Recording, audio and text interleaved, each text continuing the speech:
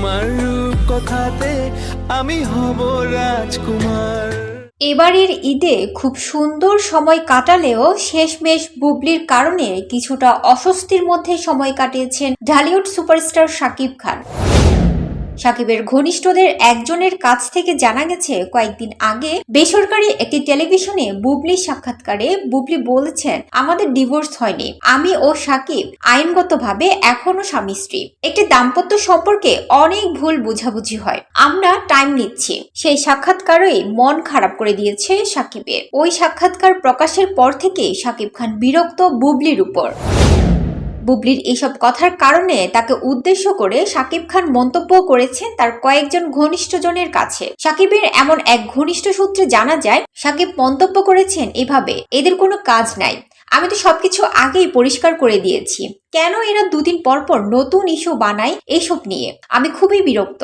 শুধু তাই নয়, বুবলির এসব কথায় অপু বিশ্বাসও শাকিব খান ও তার পরিবারের উপর অভিমান করেছে। শাকিব ও অপুর পরিবারের ঘনিষ্ঠজনের কাছ থেকে জানা যায়, এমনকি বাইরেও এটি প্রচার হয়েছে, অনেকদিন থেকেই অপু বিশ্বাসের সঙ্গে শাকিব খানের সম্পর্ক ভালো। শুধু তাই নয়, শাকিবের মা বাবাও অপু বিশ্বাসকে পছন্দ করেন। শাকিবের বোন মানে ননদের সঙ্গেও ভালো সম্পর্ক অপু বিশ্বাসের। প্রায় শাকিব খানের গুলশানের বাসায় সন্তান আব্রাহামকে সঙ্গে করে এই অভিনেত্রীকে যেতে দেখেন অনেকেই। এসব কথা বেশ কয়েকবার প্রথম আলোর সঙ্গে সাক্ষাৎকারে অস্বীকার করেছেন অপু বিশ্বাস।